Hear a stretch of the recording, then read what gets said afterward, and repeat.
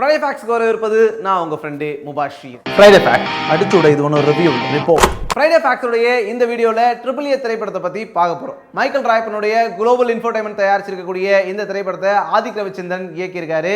சிம்பு, ஸ்ரேயா, தமன்னா ஆகியோரோட மற்றொரு நாயகியா வைஜி மகேந்திரன் நடிச்சிருக்காரு. என்னது நாயகியா அப்படின்னா ஹீரோ லிப்லா கொடுத்தா ஹீரோயின் தானப்பா. யுவன் சங்கர் ராஜா இசையமைச்சிருக்கக்கூடிய இந்த திரைப்படத்துக்கு ரிவ்யூவர்ஸ் எல்லாம் என்ன ரிவ்யூ கொடுத்துருக்காங்க அப்படின்றத வாங்க பார்க்கலாம். காடாய மச்சி அழைக்க பச்சி உடம்ப பிச்சி பொட்டுடுவம் பச்சி. தமிழ்நாட்டில் ட்ரிபிள் ஏ திரைப்படம் ரிலீஸ் ஆகாமல் ரசிகர்கள்லாம் எப்போ ரிலீஸ் ஆகும் அப்படின்னு தேடிக்கிட்டு இருக்கும்போது ட்விட்டரில் பிரசாந்த் லண்டனில் படம் பார்த்துட்டாங்களாம். சூப்பராக இருந்தான், ஜனரஞ்சகமான திரைப்படம் அப்படின்ற மாதிரி ஒரு ட்வீட்டை போட அதுக்கு கீழே லண்டன் டிஸ்ட்ரிபியூட்டரு ஏன்பா டிஸ்ட்ரிபியூட்டருக்கு தெரியாமல் படம் எப்போ ரிலீஸ் ஆச்சு அப்படின்னு கேட்ட உடனே ட்விட்டரே சிரிப்பாக சிரிச்சிச்சு. இந்த மாதிரி பலமுறை ட்விட்டரில் பிரசாந்த் அசிங்கப்பட்டார் அப்படின்றது தனி கதை. ரிவ்யூக்குள்ளே வந்தவொடனே பிரசாந்த் படத்தை பற்றி கழுவி ஊற்றுனா சிம்பு ஃபேன்ஸ்லாம் வாயிலே வெட்டுவாங்களோன்னு பயந்து, இங்கே பாருங்க நான் ரிவ்யூவராலாம் பேசலை, ஆடியன்ஸாக தான் பேசுகிறேன், தயவு செஞ்சு அப்படின்னு ஆரம்பித்த மனுஷன் கடைசி வரைக்கும் தயவு செஞ்சு தான் சொல்லிட்டு இருந்தாப்புல. படத்தில் பல விஷயங்களும் பேசி இந்த மாஸ்டர் கிளாஸ் மேக்கப் கிளாஸில் என்ன பண்ணுறாரு அப்படின்னா, இந்த படத்துலேயே மேக்கப்பில் தப்பு இருக்குது அப்படின்னு மேக்கப் பற்றி பேசி முடிச்சுட்டு கடைசியாக படத்தில் சிம்பு கொடுக்குற அட்வைஸை விட பெரிய அட்வைஸாக 1.5 நிமிஷத்துக்கு சிம்புக்கு கொடுக்குறாரு. பாருங்க, உங்களை நம்பி எவ்வளோ பெரிய கூட்டம் இருக்குது, நீங்கள் அவங்கள ஏமாத்தாதீங்க அப்படின்லாம் பெரிய அட்வைஸ் கொடுத்துருக்காரு. இதை பார்க்கும்போது என்ன ஞாபகம் வருது அப்படின்னா, கேட்குறான் கண்ட நாயெல்லாம் புத்தி சொல்லண்டா ஒழுங்காடுறான்னா கேட்கணும்ல. அடுத்துதான் நம்ம ப்ளூ சட்டை மாறன். எவ்வளோ கஷ்டமான படமாக இருந்தாலும் எவ்வளோ மொக்க படமாக இருந்தாலும் அந்த படத்துடைய கதையை 3 நிமிஷம் மூச்சு விடாமல் முழுசாக சொல்லி முடிக்கிற நம்ம மாறன் இந்த படத்துடைய கதையை சொல்கிறதுக்குள்ளே கண்ணில் தண்ணி வச்சிட்டாரு. இந்த படத்துடைய கதையை சொல்ல முடியலையே அப்படின்ற வருத்தத்தில் வெட்லாச்சாரியார் படத்துடைய கதையும் அபூர்வ சகோதரர்கள் கதையும் சொல்லி ஒரு வழியாக ரிவ்யூவை மூச்சு முட்டி முடிகிறாரு மாறன். ப்ளூ சட்டையை தாண்டி மற்ற எல்லா ரிவ்யூவர்ஸுமே பார்த்தீங்கன்னா சிம்புக்கு அட்வைஸ் பண்ணுறதுலேயே குறியாக இருந்திருக்காங்க. நீங்கள் இப்படி பண்ணியிருக்கணும், அப்படி பண்ணியிருக்கணும், உங்களுக்கு எவ்வளோ பெரிய மாஸ் க்ரௌட் இருக்காங்க அப்படின்ட்டு சிம்புக்கு தான் அட்வைஸ் பண்ணுறாங்களே தவிர படத்தை பற்றி சொல்ல வேண்டிய விஷயம் எதையுமே சொல்லலை. சமூக பொறுப்புணர்வு அது இதுன்னு பேசினாலும் கூட ஒரு சினிமாவுக்கான இலக்கணம்னு ஒன்று இருக்குல்ல, அது கூட இல்லாமல் ஏனோ தானோன்னு ஒரு படம் எடுத்து வச்சுருக்காங்க அப்படின்னும் போது ஒரு ரிவ்யூவராக உங்ககிட்டேருந்து ரசிகர்கள் என்ன எதிர்பார்ப்பாங்க, நீங்கள் என்ன சொல்லணும், உங்களுடைய நம்பகத்தன்மை எப்படி இருக்கும் அப்படின்னு எதிர்பார்த்துருப்பாங்க. ஆனால் அது எல்லாத்தையும் தாண்டி பயந்து போன மாதிரி இல்லை வேற ஏதோ ஒரு காரணத்துக்காக பொதுவாக அப்படியே பொதுவாக பேசி பூசி மழுவி இவ்வளோதான் அவ்வளோதான் அப்படின்னு அட்வைஸ் பண்ணி முடிச்சிருக்கிறது எந்த வகையில் நியாயம் அப்படின்னு தான் நாங்கள் கேட்குறோம். ஏன் அப்படின்னா வழக்கமாக அவங்ககிட்ட ஒன்றே ஒன்று தான் சொல்லுவோம், எந்த படத்தையும் கழுவி ஊற்றாதீங்க அப்படின்ட்டு. ஏன் அப்படின்னா நீங்கள் சின்ன படம் எடுத்து அதை எடுத்துகிட்டு ரிலீஸ் பண்ணுறதுக்கே போராடி ரிலீஸ் பண்ணால் கூட இது நோட்டை இது நோல்ல இது நல்லா இல்லை டிஏ எப்படி இருந்துச்சு அப்படின்லாம் பேசிட்டு இப்படி ஒரு படம் வரும்போது இந்த படத்தை நீங்கள் உண்மையிலேயே ஒரு ரிவ்யூவராக வச்சு செஞ்சுருக்கணும். ஆனால் நீங்கள் இந்த படத்துக்கு பயந்து போய் சிம்புக்கு அட்வைஸ் பண்ணுறதுலேயே குறியாக இருந்திருக்கீங்க. அதுதான் உங்களை பார்த்து ஏதோ ஒரு சந்தேகத்தையும் கேள்வியும் எழுப்புது.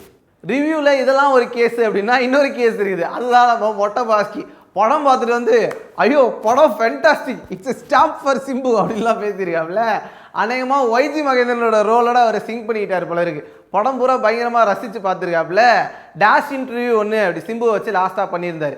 அந்த தாகமோ என்னமோ தெரில, சிம்பு மேலே பயங்கர பிரியம் ஏற்பட்டு படத்தை பயங்கரமாக புகழ்ந்துருக்காப்புல. அநேகமாக வைஜி மகேந்திரனுக்கு கொடுத்த லிப்கிஸை பார்ட் 2ல் இவர் வாங்கிடணும் அப்படின்னு தான் இப்படி ஒரு ரிவ்யூ பண்ணியிருக்காரு பாஸ்கி அப்படின்னு ஊருக்குள்ளே பேசிக்கிறாங்க. ட்ரிபிள் ஏ திரைப்படத்துக்கு ஆன்லைனில் Deccan Chronicle, Times of India, Behindwoods, India கிளிட்ஸ்னு எல்லாருமே 2லேருந்து 2.25 வரைக்கும் ஆவரேஜாக கொடுத்துருக்காங்க.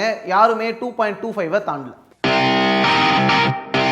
ட்ரிபிள் ஏ திரைப்படத்துடைய பட்ஜெட் பார்த்தோம் அப்படின்னா இந்த படத்துடைய தயாரிப்பு செலவு அப்படின்றது 22 கோடியாக இருந்தது.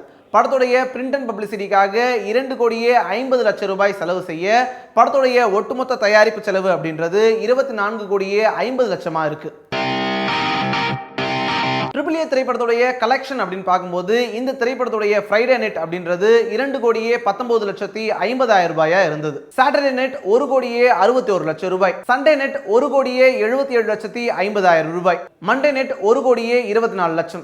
4 நாளுடைய நெட் அப்படின்னு பார்க்கும்போது 6,82,00,000 வருது. இதில் தேட்டருக்கு ஷேர் போக படத்துடைய ப்ரொடியூசருக்கு கிடைக்கக்கூடிய ஷேர் அப்படின்றது 4,40,60,000. ட்ரிபிள் ஏ படத்துடைய பிஸ்னஸ்னு பார்க்கும்போது இந்த திரைப்படத்துக்கு தியேட்டர் ஷேர் வழியாக தமிழ்நாட்டில் மட்டும் 5.5 கோடி ரூபாய் கிடைக்கும்னு எதிர்பார்க்கப்படுது.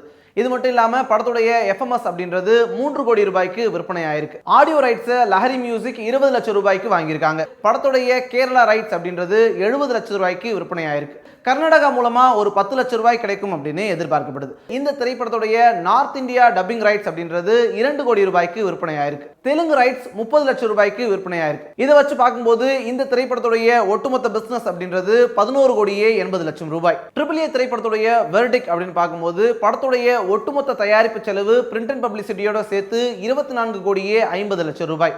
ஆனா இந்த திரைப்படத்துக்கான பிசினஸ் அப்படின்றது 11 கோடியே 80 லட்சம் ரூபாய் வரைக்கும் தான் நடந்திருக்கு.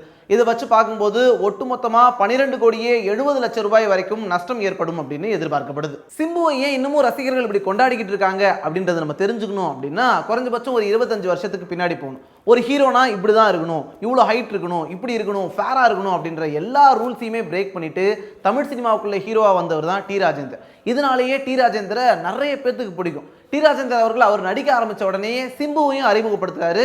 ஒரு குழந்தையிலேருந்தே ஒட்டுமொத்த தமிழ்நாடுமே சிம்புவை பார்த்துட்டு இருக்கு. இதனால எல்லார் வீட்லையுமே சிம்பு அப்படின்றவரை அவங்க வீட்டு பிள்ளையா தான் பார்க்குறாங்க.